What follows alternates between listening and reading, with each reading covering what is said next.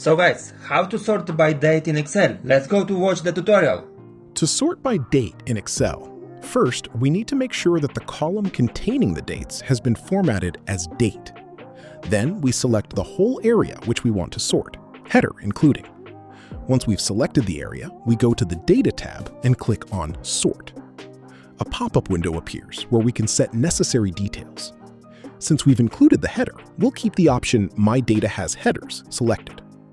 With this, we'll make sure that the names of the column headers from the table will be displayed in the Sort By drop-down list.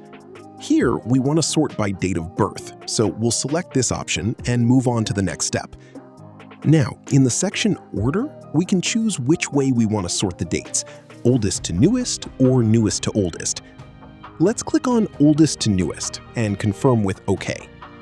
As you can see, all the dates have now been sorted, starting with the oldest one, just as we wanted.